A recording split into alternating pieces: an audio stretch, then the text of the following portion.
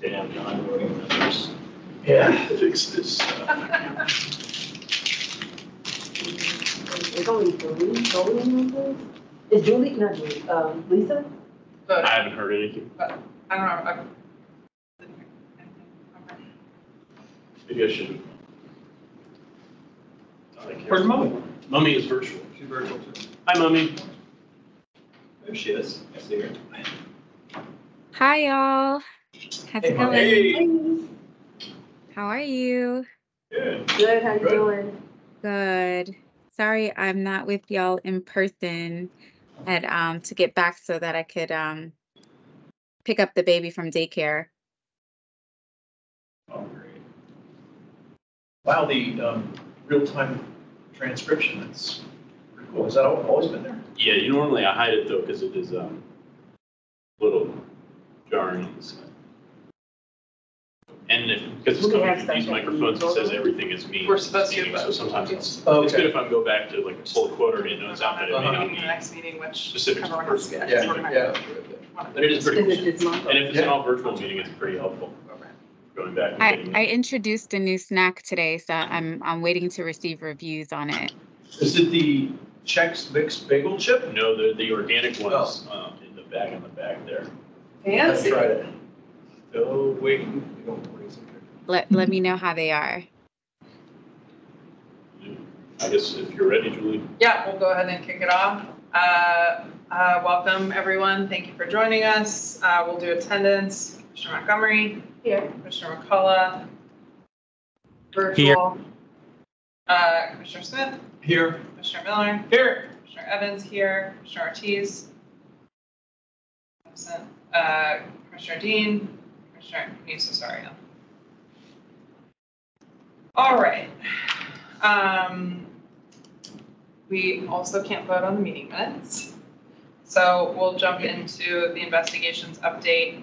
Mummy, do you want to kick us off? Yes.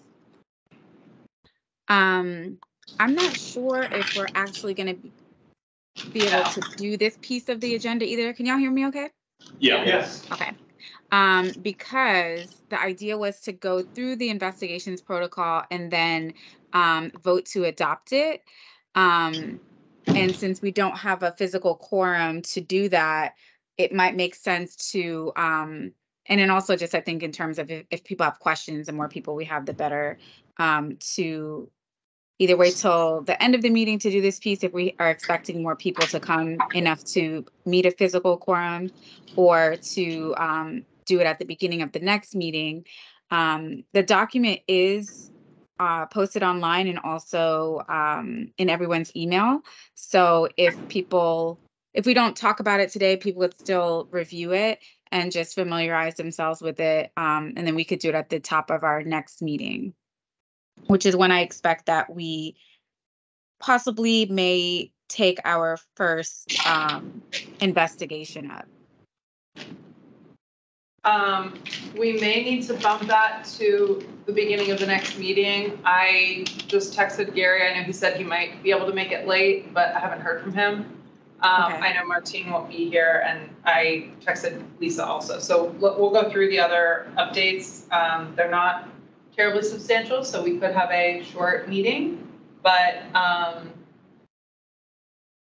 we'll save that to the end and see if Lisa and Gary join us. Okay, that sounds good. Generally speaking, oh, sorry, go ahead. Yeah, no, please. I was just gonna say that I wanted to make sure that folks knew and are able to access Axon, are able to access the Excel spreadsheet, are able to also access Power DMS. So if anybody has had any issues doing that, I think at this point we've probably had briefings with everyone except maybe Martine, Lisa, and Jim. Oh, so that's about half. So half have done it and half have not. The ones that I have had briefings with already, I usually walk them through at the beginning of the meeting how to access those things. But if anybody else is having any issues, please feel free to reach out, and I will definitely schedule time to walk you through and show you exactly how to access everything. And then I think the other thing that I wanted to mention was that in addition to the investigations protocol, which is just kind of how we would go through working through and talking through an investigation during the meeting, the other document that you all asked for and I wanted to follow up on was regarding the parameters in terms of any sort of information that you should be mindful of when you're discussing these cases to discuss or not to discuss. So I've reached out to outside counsel to see if she could put together kind of a legal one-page briefing type of thing. So you'll have that as a tool and a resource to use as you kind of navigate this new space of going into doing investigations. I am hoping to give you all my first report by the end of this week, which will then give you roughly about a month, maybe a little bit less till your next meeting. But both briefings have been done on that investigation. And so so long as the 2 investigation leads on that case are ready to go, then we're hoping that possibly at our next meeting, we'd be taking up the first investigation for you all to discuss. Thank you. I'll just take a minute since we have some time to also say we requested an extension for our report for 2 reasons. I had a kind of personal unexpected incident, but also without having processed any of the investigations, we felt like it would be more substantive to the community to get a report at the end of the year that incorporates a full year of our operations and summarizes some of the completed investigations that will clear out in October and November. So that gives us a little bit more opportunity to provide insight into what the work looks like as we all get that ourselves. Are there any questions or kind of thoughts about the Is it the end of the investigations? year? Yeah. The end of the month? Yeah, at the end of the year. Okay. Because we'll do one in October, which I think will help us like burn in our conversational protocol and our review Yeah. and then the report outs. But then in November, we may be able to get a couple Yeah. other ones That makes a done. lot of sense. Do we have a theme this year, Julie, for our report? Last year was readiness and training. This year is MOU establishment, I assume, and Operations and outreach. Did you went to the Green Valley? This tomorrow. Oh, it's tomorrow. Okay. It's this Saturday. Right. Okay. But yeah, I will. Wonderful. I'm happy to chat with you about that before. Okay. So then Gary is working on outreach with the other civic associations so that in November we can go to a couple more civic association meetings, like informally with one person and Mummy, just to have some of those conversations. So that will also be some of our report input on just like how those outreach activities go and where there's engagement and where there's interest or concern. Yeah. Okay. Then let's go to budget. Yes. Oh, and one other update I wanted to give was that we tried out a kind of different model for one of our current investigations that Anika and Julie are assigned to, where we were able to release some of the information, I think most of the information prior to when we normally do now, which is at the conclusion of the OPR IPA section of or portion of the investigation. And so we released some of that kind of before the initial briefing, and then we had an hour-long briefing, and then Captain Kim from OPR joined us for the second half of the briefing, and that enabled the COB members to have had an opportunity to have looked at the complaint, the body-worn camera footage, and then also ask any questions or engage in discussion or dialogue with OPR about the investigation. And I thought that it went pretty well. We are doing it right now, not for every single one, but particularly ones that may be a little bit more complicated or may raise some kind of like larger policy discussions, just to kind of see how it goes and how beneficial it is and how efficient it is. And then I think after we've done a few of them, we'll be able to kind of create a little bit of a formula, if you will, for which ones we're going to do that kind of full-scale briefing and release information preliminarily, or which ones are a little bit more straightforward where we can release all that information in like one complete package. I don't know if you had any comments about it, Julie or Anika, just about the process generally, not specifically about the investigation. Now, after we do the process, what do we do next as far as, because it feels like it's just, I'm like, okay, now what? Yeah. Like, what's going on? Like, So- do we have to get together to write a report? When we get the reports, or when we get the reports from the IPA and from OPR, we'll put together a discussion protocol for the group that says, what are kind of a summary of the description, identifying what the key questions are, reflecting on the report recommendations, and then we'll facilitate discussion so that we can vote on whether or not we agree with the recommendations. Okay. So we will, you and I won't be the first one. So you'll have a template, Oh, like you'll be gotcha. able to see what we're putting together that comes to this group. I can't remember if it's Charles and I are the first one or Gary and I. But Yes. we'll have a sample so that we're not like crafting it from scratch all the time. It will be Okay. pretty simplistic. Part of what we have to grapple with is anonymizing all of the parties involved, since we have to discuss it in an open. Yeah, and I think as we move forward, the process will be a lot more synchronized and a little bit faster.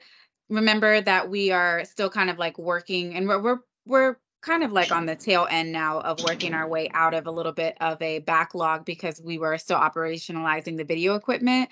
And so after the briefing that we did, then we did the interview with the involved officers. And then the next thing that will happen is once OPR finishes their report and you all have all of the information related to the case, you'll get a closing debrief, and you'll also get a copy of my report as well. So at that point, we'll be able to kind of talk about, what the outcome of the investigation was, and then you all can use that opportunity to start putting together your discussion plan, your discussion guide about what you want to discuss related to the case, what issues you want to highlight when it's your turn to kind of facilitate that conversation with the rest of the COB. But typically speaking, that would usually happen a lot closer together. Right now, you just might experience a little bit of a lull. So just to kind of explain that and give some context there, you're not like missing anything. But I will be reaching out to you and Julie soon to do a closing debrief on the one that we did the initial briefing on.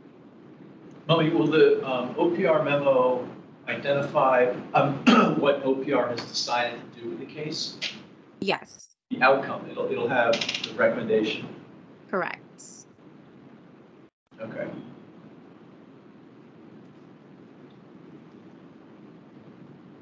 Is there any? Lisa isn't joining us this evening. So Lisa isn't joining us this evening. Okay. So we won't be able to revisit those, which is fine. But if we want to do budget and outreach, then we can probably. Just to close out, were there any other questions related to investigations or any thing about the process that you wanted to ask me, or Captain Kim, did you have any comments or any questions? Yeah, hello everyone. Hopefully you can hear me. And You can hear me. I just want to just make one small clarification on that is the OPR document that you all will be looking at will have a finding, but not a recommendation. Recommendations are done through the chain of command. That is something that OPR is not necessarily, I would say this, cursorily involved with. Those recommendations are done through the chain of command to the chief of police, and we sort of facilitate that process. So you will see a finding, but not necessarily a recommendation. Captain Kim, when you're saying recommendation, are you referring to the discipline or training recommendations, that sort of thing? Okay, I just wanted to make sure that was clarified. Yep. So the But the finding is related finding to the of that- allegation, right? Yeah, Sorry, the allegation finding will be listed there. And those are, exonerated, unfounded, sustained, and not sustained for all the allegations that were listed. And once you all make that finding, then when you say the chain of command, could you just explain a little bit more to everyone what that means after you make the finding, how it goes back down and then kind of comes back up? Sure. So Thank once you. once an OPR investigation has a finding attached to each allegation, that sort of document is passed back down to the chain of command. That is normally done through the section commander. So the section commander, so it would be like, most of the times it would be like a patrol commander would then sit down with his supervisory staff and then formulate the recommendation. And that could be anything from discipline, hours, shift level counseling to a training recommendation, a policy review recommendation. Those are always all on the table when we talk about recommendations for corrective actions for an employee. And so that recommendation is passed back up to the deputy chief level. It's then brought, once it's at the deputy chief level, then it's brought back to OPR for final processing. And then it's presented to the chief as this is what the chain of command has recommended. There's some questions that are done about consistency. And what I mean by consistency is for these types of incidents, is this recommendation consistent with what we have done with other employees who have had like or similar instances? And so that is a way for the organization to ensure that there is some fairness that's brought across a broad group of people. And that's where OPR really plays its pivotal role in sort of that recommendation process. And it's fair to say the COB doesn't have any input into that, right? The recommendation, no. So Right. how will we be informed of those recommendations in Chief Penn's kind of final? So I believe the way that the ordinance and the MOU is written is you all will receive that recommendation if there's discipline attached once the grievance process has been completed. So you all will know what the recommendation was and what sort of the outcome of that investigation was, if there was discipline attached. But we cannot do that until the grievance process has played out, because the grievance process may change what that outcome was, right? So it's kind of like there is a system that is regulated by AR 2.7, and to a certain extent now the collective bargaining agreement through contractual like mediation. There's two tracks to that. Once those processes play out, then it's safe to say that the recommendation and the outcome is basically set. There is no coming back from that because the appeals process has played its course. And how long does that typically take? I'm sure it varies as to whether there's So or not. under AR 2.7, that process, depending on if it goes to civil service, should take anywhere between, I say this because, but there are times when it gets extended. Ideally, it's done in less than 30 days.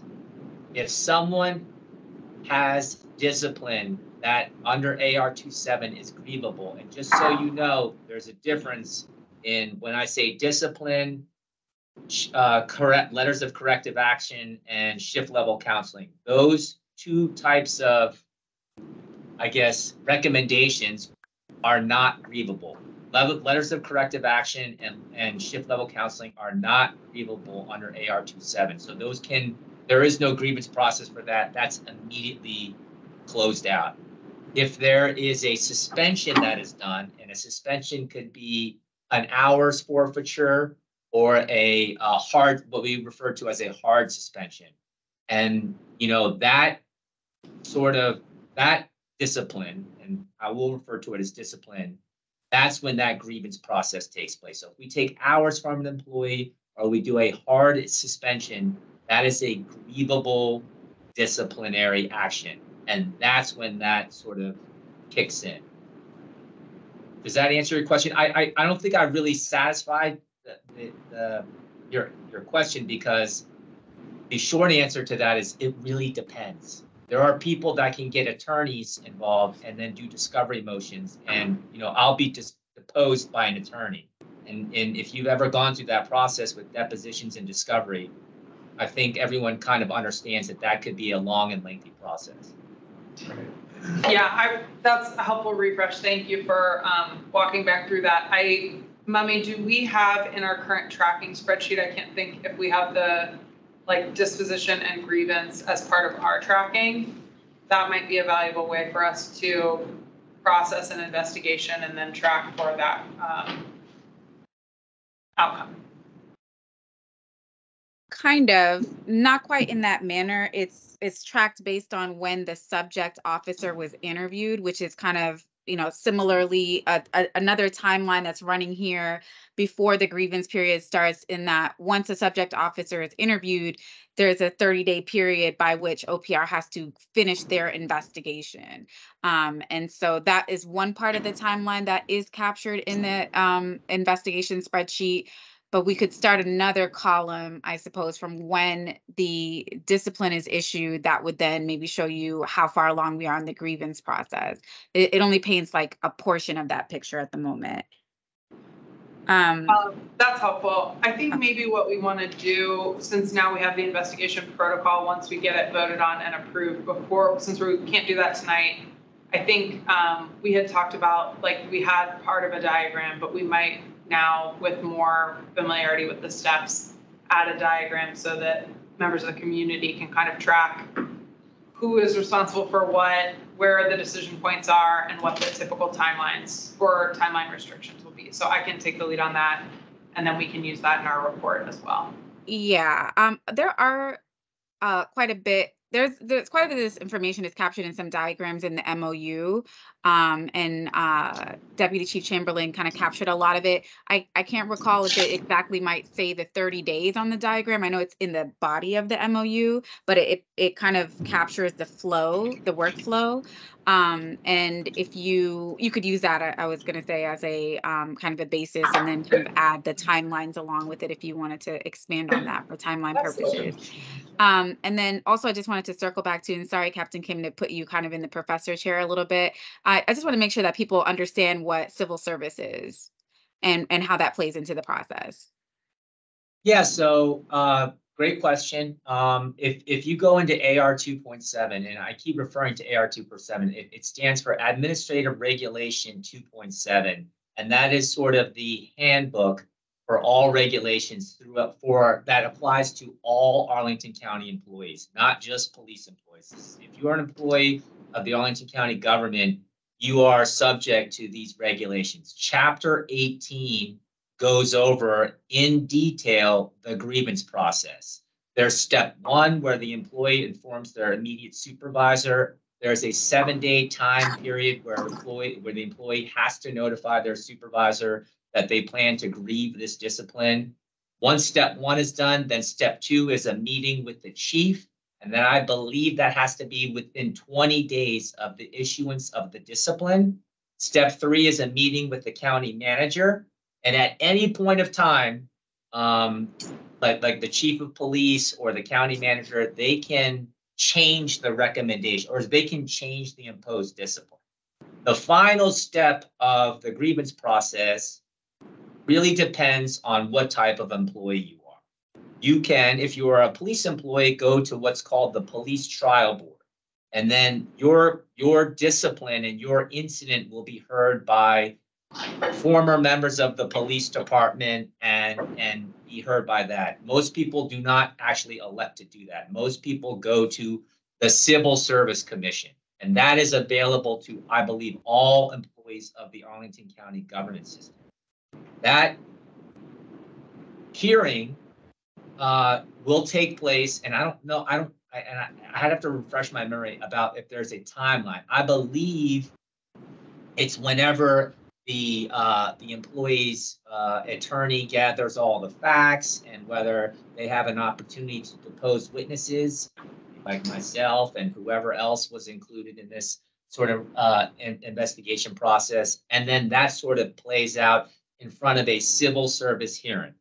Once the civil service hearing is done under AR 2.7, there are no more avenues of appeal. So the Civil Service Commission will sort of close that process out. Civil Service Commission I believe, is comprised of individuals that don't necessarily have a police background. There are just regular laypersons that are hearing this case, and they will make a determination whether the grievance, or I'm sorry, whether the imposed discipline is fair, adequate, too much. They can't make it worse, but they can certainly overturn what was done, and they can certainly reduce it. So they have the power to do that. That's helpful, thank you. Mommy, you're on mute. One day I'm gonna get that together. We all One are. follow-up question also, with civil service kind of reviewing these investigations, they will also be looking at the underlying allegations, correct? Yes. Okay. Yes. So I just wanted to point that out as well, because I guess like a layman's way to look at it is kind of like an appellate court. So, and that's something that you want to keep in mind when you're reviewing the investigations, even on the front end. And that's the reason why there are evidentiary standards as it pertains to investigations, right? Like we have to be able to prove something beyond a preponderance of the evidence in order to sustain an allegation. And that is so that the way that the way the allegations are framed, even in terms of like which allegations OPR may choose to go with or not to go with, and sustain or not sustain, are a part of the kind of thought process behind that is, will we have enough to meet that evidentiary standard? Because if you cannot prove a particular allegation beyond a preponderance of the evidence, then it can be it can become an issue when civil service looks at an investigation. Is that an accurate summary, Captain Kim? Yes. I mean that's a fair description. As you were talking, I'm like pulled up the step 4, which is the appeal to the Civil Service Commission, to make sure that I did not misspeak about how the process works. And it does have some timelines in here, but I can tell you that some of these things play out under mutual agreement. So like timelines, just so you all know, can be extended by, I believe, under almost every step by mutual agreement with both parties. And so if both parties agree to an extension, then it's just extended. Even though it may say 7 days, which is what I'm currently reading right now, I believe there is an avenue for you to get more time if both parties agree. So those things do tend to play out and take a little bit longer. And, I would say that 60 days is a short estimate for something that goes to civil service. And they don't always go to civil service. I don't want people to think that they always go there. Sometimes they're just handled at, step 2 or step 3. But if they do go that route, it is going to be a long time before there is sort of a finding on how this thing is going to play out. That will not change the finding of what the investigation is. I just want to make sure. They can only change the recommendation. The finding will remain intact. They have no authority to change a finding that OPR investigation. What happens if the COB or Mummy's report has a different view of what the finding should be? How would that, it hasn't happened, I don't know if it will happen, but how would that be handled? Because would you wait for the grievance process to work that out? Or if the officer said, I want to grieve this right away, and the COB came out with a report that said, well, we agree with this part of the finding, but not this. How would that, it hasn't happened, but how do you think that would be handled?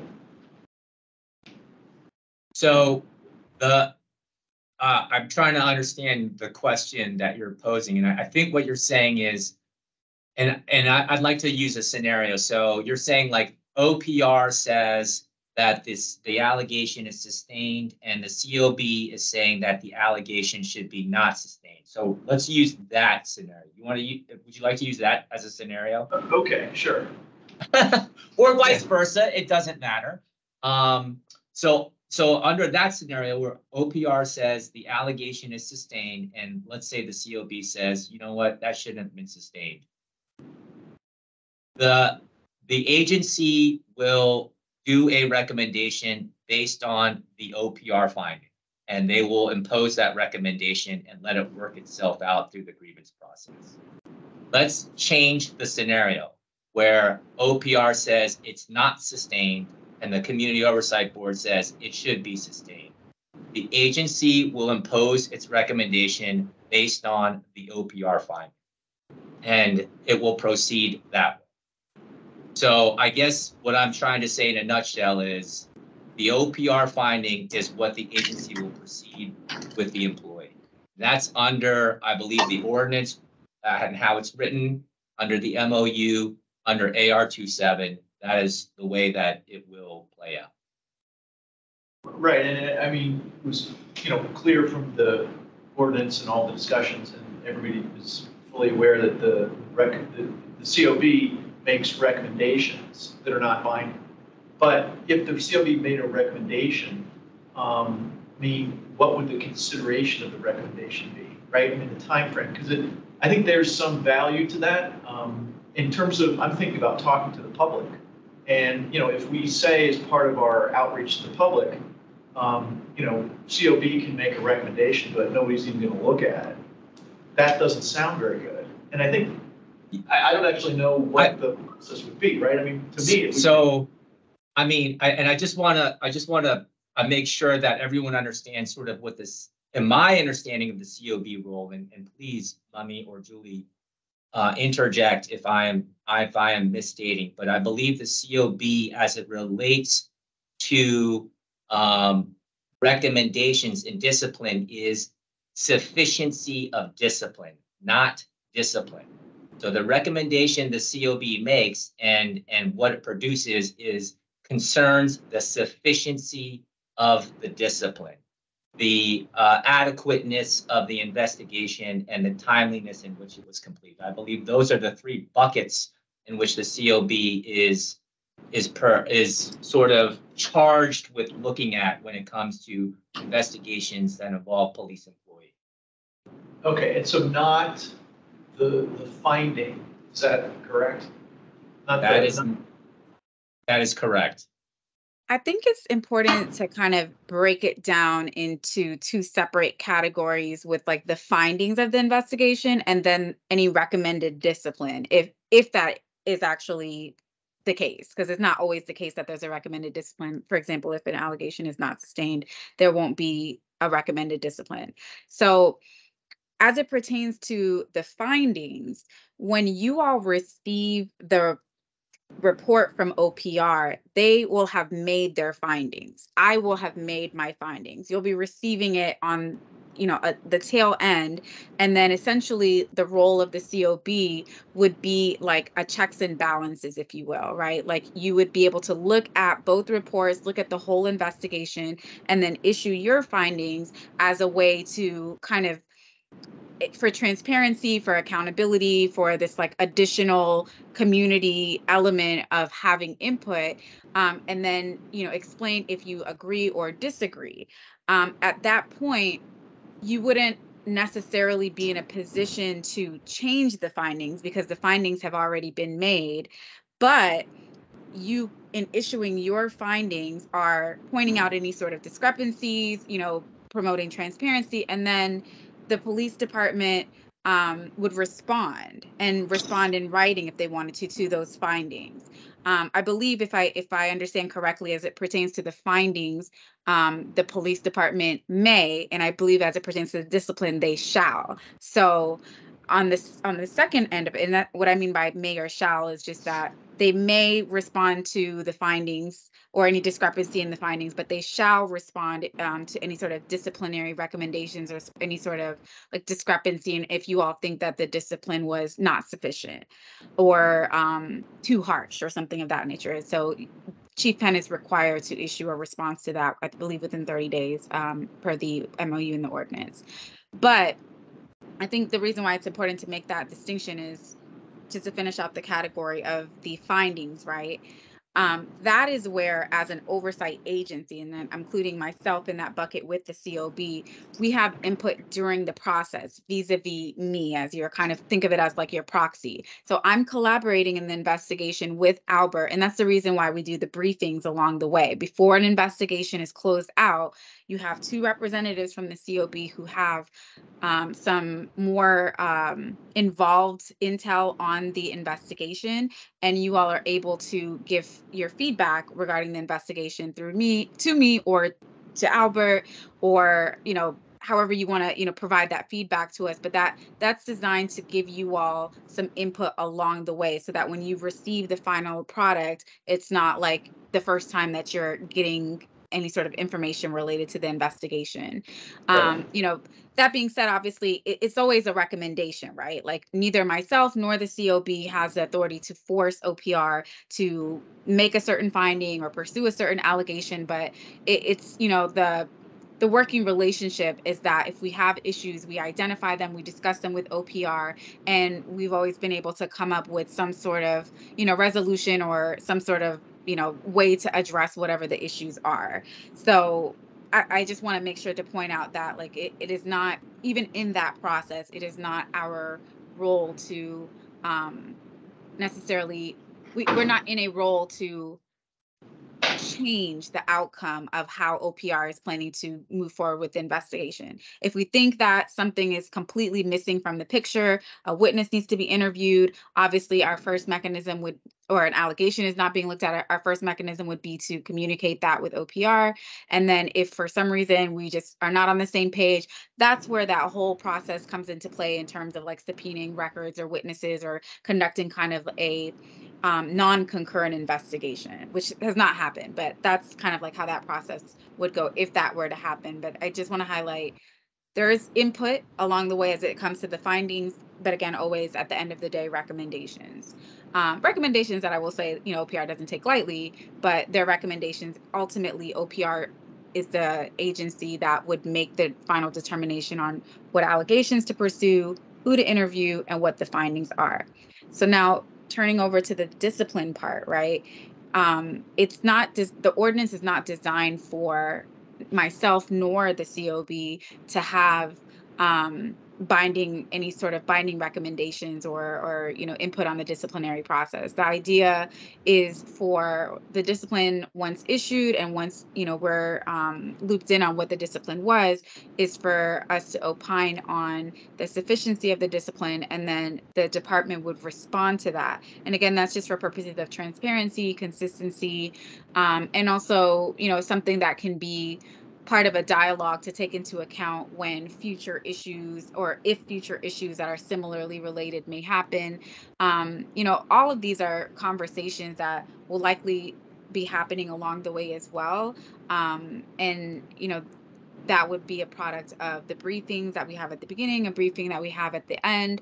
But the discipline is a little bit different in that we're more so making a recommendation, even myself, kind of after the fact, because OPR or the police department, as it goes to its chain of command, are the ones that are kind of more in control of the process in the discipline aspect, and would be seeking a little bit less input from us on that part of the, as it relates to the discipline. So your recommendation is being made kind of more so after the fact, versus with the investigations, we're making recommendations along the way, either through those briefings or vis-a-vis me. I know that was long-winded, but does that kind of make sense to kind of show a little bit of the difference in why one aspect of the investigation is more involved and the discipline aspect of the investigation is not as much in our purview or our authority? Yeah, I mean, I think that's a really good point. The input along the way is significant. That's a huge piece of what the ordinance, authorizes you and the COB through you to do. And I think that's really valuable and important to explain to the public. And it does include what I was thinking of, which is the response. Like there is with regard to the recommendation on discipline, there is a requirement, I guess, and thanks for pointing that out, that, the police respond, which again, I totally understand and can easily explain that that's after the recommendation has been issued for discipline, which is in the purview of the police. And yet, the fact that the ordinance chose to give the COB the authority to comment on that, I think is also valuable, that the police have to say, okay, we've taken the time to look at it, to read it, because that triggers the public aspect of the COB in a certain way, right? I mean, like, just procedurally, I think it's important that that is included, that the police say, we hear you, and here's why we did what we did, or we agree or we don't agree, which is fine, and I think so. Thank you for the explanation. I think it makes sense. I think the process is a good one. I appreciate that. Yeah, I think just the key difference with discipline is that Chief Penn is the final decision maker as it pertains to discipline, and that was something that the framers, if you will, of the ordinance specifically did not want to disturb that. And when now in context to what Albert described earlier about the grievance process and all of that, you can imagine how much more complicated the process would be if we were trying to implement recommendations or changes before this grievance process is completed. Yeah, no, I understand that.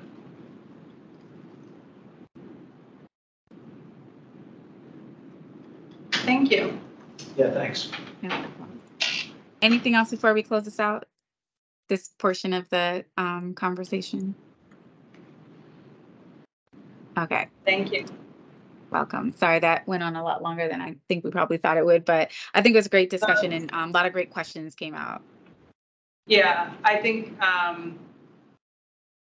it will be useful to just, we'll resend the investigation protocol with maybe some of this summative information before the next meeting, just so that the folks who aren't here, if they have questions, can follow along. And I was going to say that I agree with what you said, that Julie, that, this in kind of a chart form. And we have charts that are kind of similar already that kind of lay this out, but having a way visually or to more easily articulate this, I think is very helpful to the public, because, we've been in this and training through this, and this was even helpful for us to have this conversation. So I imagine for the general public who may not, understand how our manifestation of a oversight board works, they may have whole different ideas about what we can, what we can't do, what we should and shouldn't do. So this was a real conversation, and hopefully we can reduce it in a way where the general public can get it in a very easy, understandable way.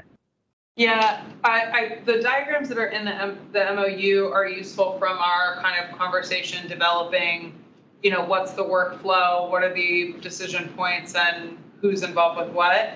I think we might expand that so that there's a little bit more context, so that folks who, are interested in reviewing it or whatever can follow along. So I'll take a first cut at expanding those. And Charles, I'm going to assume that you'll volunteer to be my reviewer, just to volunteer.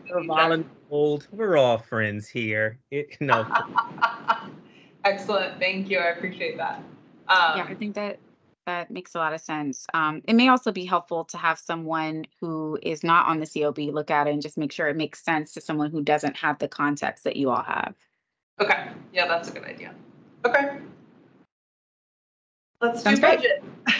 Okay. Next up, finally, I wanted to just make sure that we put FY25 budget on the agenda for this month, because as a county, we're gearing up for the budget cycle for fiscal year 2025. And so we're going to need to kind of put together some thoughts around what kind of budget we'd need for fiscal year 2025, and start, preparing any sort of documentation or conversations that need to happen as we, get ready to gear up for that process. Obviously, I am assuming that like Ian and I will kind of like lead in that work, but I would definitely welcome any members of the COB who are particularly interested in budget related conversations to join us in giving feedback, or give it to Julie and Gary so that they can relay that feedback to us. I just wanted to make sure that you all were cognizant that the process is, getting ready to get underway. And then if you have any ideas about wanting to expand your work or just additional resources that you all think you'll need to fulfill your work now that we're really kind of getting our gears going with getting operationalized. You don't have to necessarily have those ideas at the top of your head right now, but just wanted to make sure that you all were aware so that you can relay that information to us and we can incorporate that into our fiscal year 2025 ask. And then if there are any, I guess, requests or needs around how we can go about making sure that you are aware of what that process is looking like and what numbers we're thinking might be appropriate for our fiscal year 2025 ask. I definitely welcome any feedback from you all about how you would like to be informed or looped in on that as well. Thank you. Any questions about budget development? Cool. Yeah, the outreach update is pretty simple.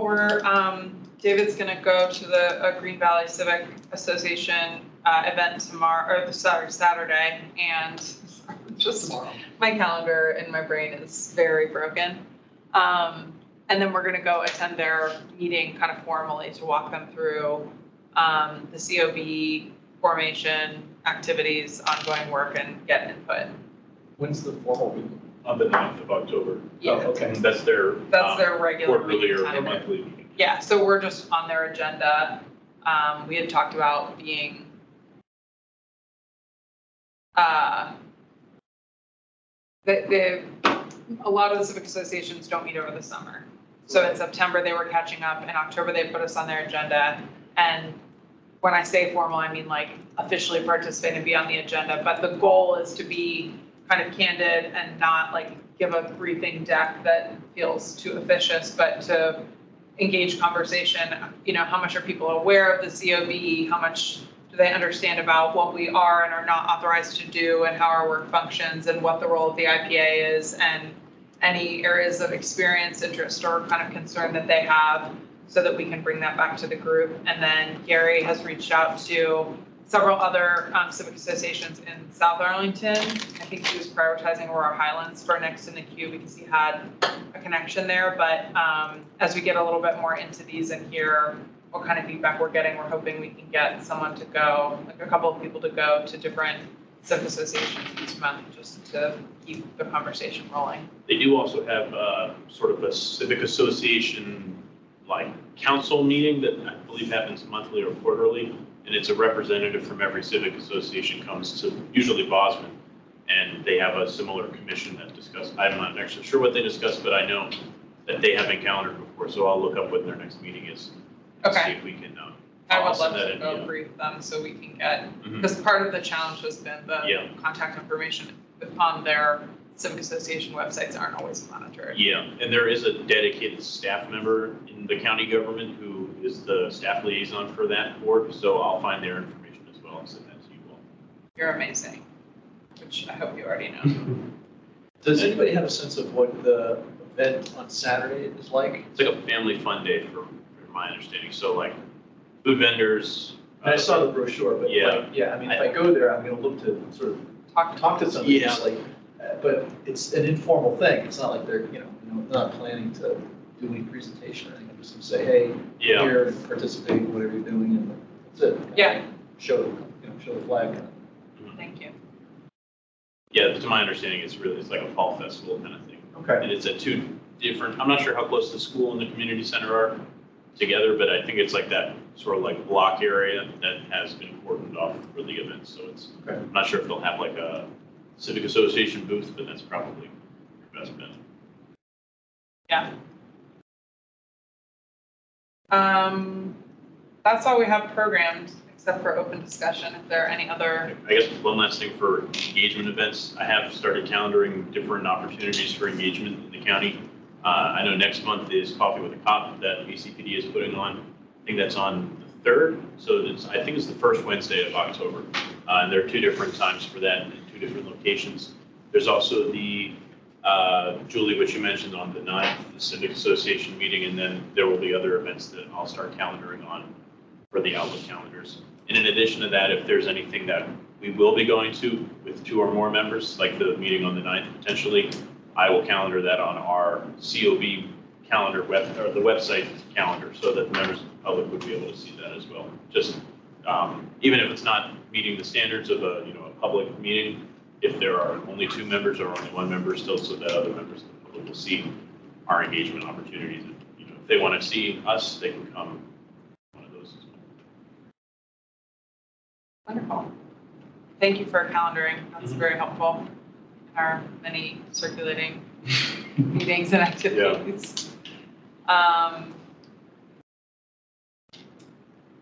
I know a lot of people who've gone to Coffee with the Cop and enjoy going and hearing from Chief Penn. I've heard lots of positive feedback. I feel a little bit like we probably don't want to involve ourselves in their engagement, but if folks want to go, I would encourage that, just not maybe in the like wear a t-shirt and talk about the COB kind of way. So that's my personal sentiment, not my chair input.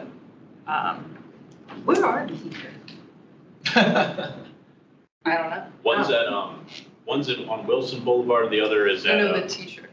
oh, the t-shirt. The other ones that usually in Arlington, right? Yeah, I cannot provide an update at this moment on that. Mommy's on I think she was asking me. I believe they're still in production, but I should have all of our community engagement materials by the end of the month. That was the due date that I gave the production company. So I'm not sure if they're going to start sending them like piece by piece or if they're waiting for everything to come at once, but we should have all of it before the end of the month. My goal was to get it in hand before the October community engagement. Thank you for coordinating that. We appreciate you. No problem. I hope y'all like them. Yeah, of course it will. You made them. Anything else? Just all the stuff. Cool.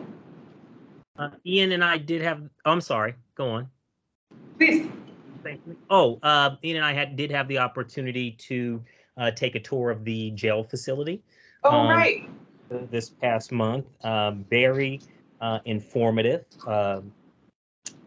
especially in light of recent news. And the sheriff has extended that invitation to the board again.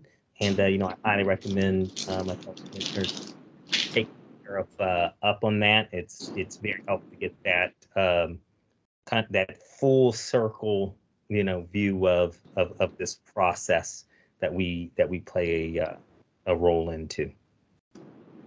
Thank you for the reminder, Charles. I was scheduled to go, but was unexpectedly out of town. So I will definitely sign up for the next opportunity. I think that's really valuable. And we appreciate your time going.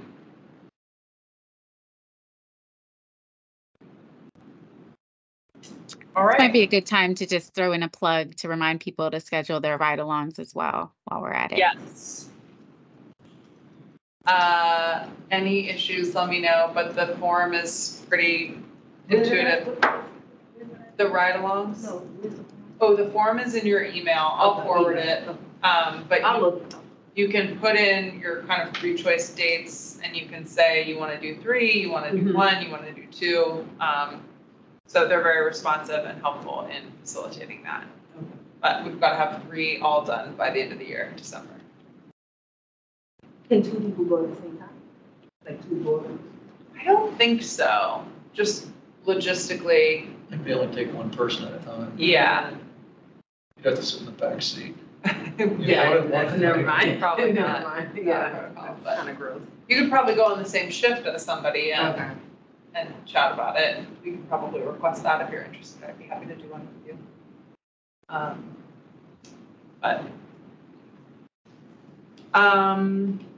And then I think there are some outstanding training requirements, but we'll send an email so that folks get their specific input. Thank you, Mummy. Good reminder. Does Charles No have something else? problem. Charles, Oh, got it. Dave, I've been planning to attend the Green Valley Day on Saturday as well. So I'll text you to coordinate. Okay, great. I'm planning to bring Fatima, so make sure you have your uncle hat on.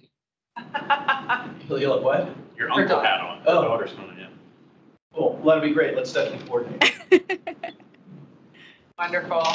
Thank you guys for doing that. We appreciate it. And thank you all for joining us tonight. I will hear a motion to adjourn since we did not get through all of our agenda items, if anyone.